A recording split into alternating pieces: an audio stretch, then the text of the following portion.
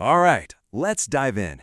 Today we're talking about a powerful psychological tool, something that's probably used on you way more often than you even realize. It's called the foot in the door technique.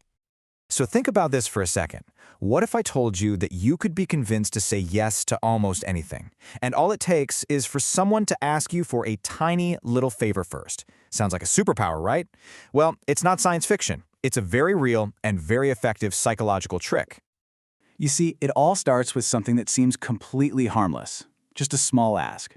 But don't let that fool you. This is actually one of the classic techniques in the entire playbook of influence and persuasion. And here it is, the official definition. The foot in the door technique. The whole idea is to get you to agree to a huge request by first getting you to agree to a really small, easy one.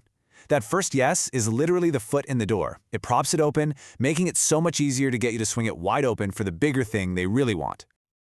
Okay, so you might be wondering, how do we know this actually works? Well, for that, we've got to go back in time to this incredible experiment from 1966.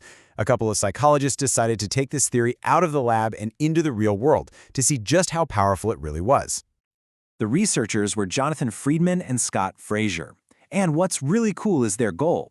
They weren't trying to use high-pressure sales tactics or anything like that, nope. They wanted to see if they could get people to comply without using any pressure at all. And their method was just brilliant. It was a two-step plan.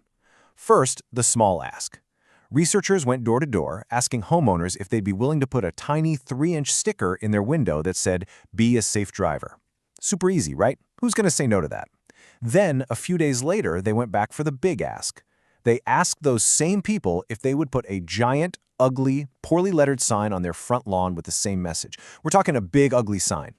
And this is where the story gets really interesting, because the results, they were absolutely mind-blowing. The difference that one little yes to a tiny sticker made was just shocking. So to prove it, they had two groups. You had group 1, the test group. They got the small ask first, the sticker, and then the big ask for the sign. Then you had group 2, the control group. They were only asked for the big, ugly sign, cold. So the big question is, how much of a difference could one little sticker possibly make? Just look at this. It's wild. For the group that was only asked to put up the giant sign, only 17% said yes, which, makes sense. But the group who said yes to the little sticker first, their agreement rate for the big sign went through the roof. 76%. Let that sink in. Over 3/4 of the people who agreed to a tiny favor then turned around and agreed to a massive, inconvenient one. That's more than a 400% increase. It's just a staggering, undeniable demonstration of how powerful this is. So why on earth does this work so well? Well, it's all about how we see ourselves. When you say yes to that small thing, it actually starts to change your self-perception. You start thinking, hey, I'm a helpful person. I'm someone who cares about road safety. So when the bigger request comes along, you feel this internal pressure to stay consistent with that new identity you've just formed. You say yes again because that's who you now believe you are. Okay, so that was 1966, a long time ago. Why does any of this matter to you today?